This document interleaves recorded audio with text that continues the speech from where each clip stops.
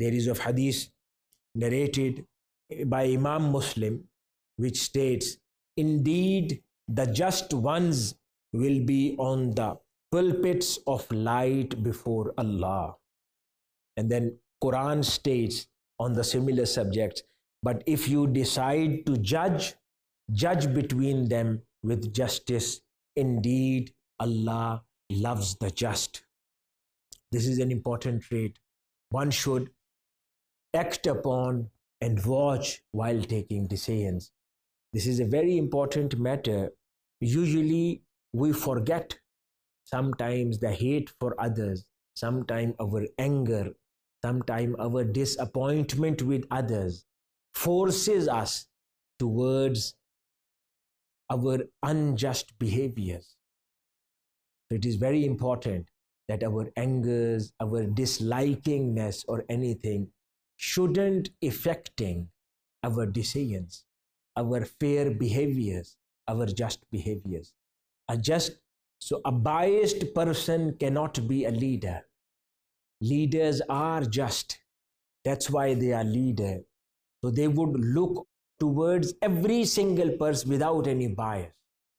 Even they are not happy with someone's action, but still whenever anything comes to them and they need to take a decision, they will do a just decision without bringing such anger which they had with that person in notice and consideration. Another important aspect which has been described by Rasulullah sallallahu alaihi wasallam, a trait of a leader, that is the leader of the people. Rasulullah sallallahu alaihi wasallam said, the leader of the people is their servant. That is the true leadership.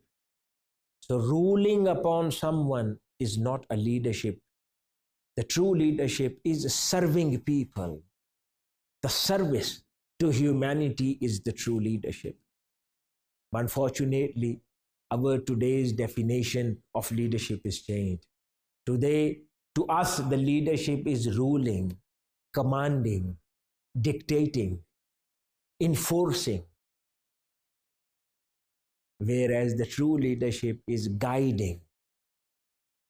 The true leadership is like a light, guiding people towards their destination and not ruling them with their personal opinions. This is the leadership which is according to Islam. And then there is another tradition. By Quran it says, and be good to others, and Allah has been good to you, as Allah has been good to you. That is again an invitation towards that service and servanthood.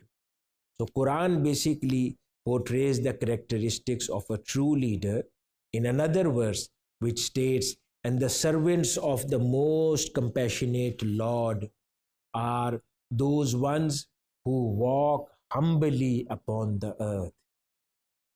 That is again the servanthood of the leadership, that they walk on among their people in such an humble manner that you won't find them rude with them.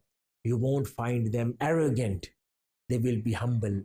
They will be peaceful all the time. They will be smiling. They will be accommodating. They will be easy to deal with.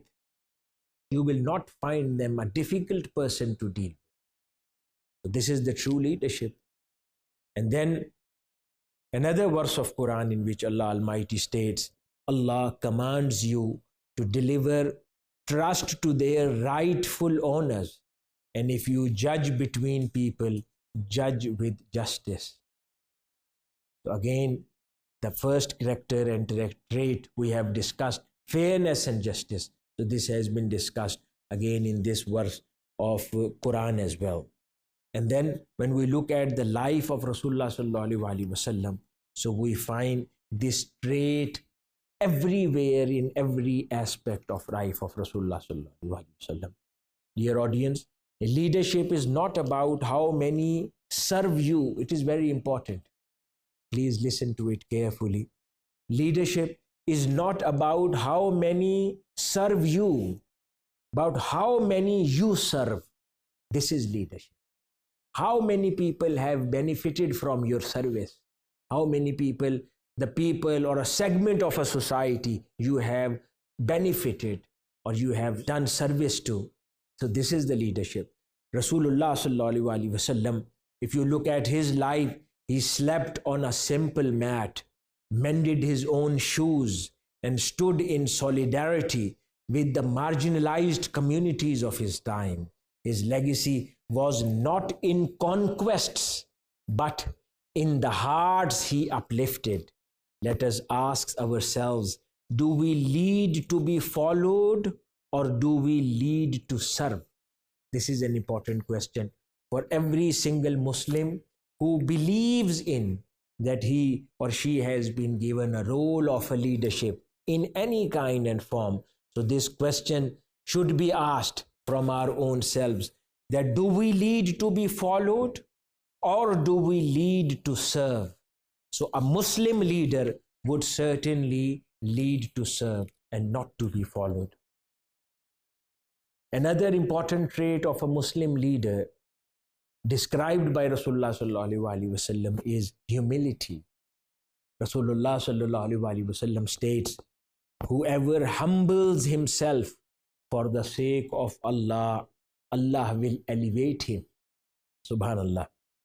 So the true greatness is not found in standing above others, but in supporting others. That gives you elevation, and not standing above the shoulders of people. The wise do not hoard their light, they share it, knowing that by igniting others' flames, their own brilliance does not diminish, but multiplies, as Quran states, and help one another in righteous and God vigilance. So dear audience, at another place, it says, and lower your wings of kindness to the believers who follow you. This is the humbleness which Rasulullah sallallahu alaihi wasallam wants to see in the leaders of Ummah.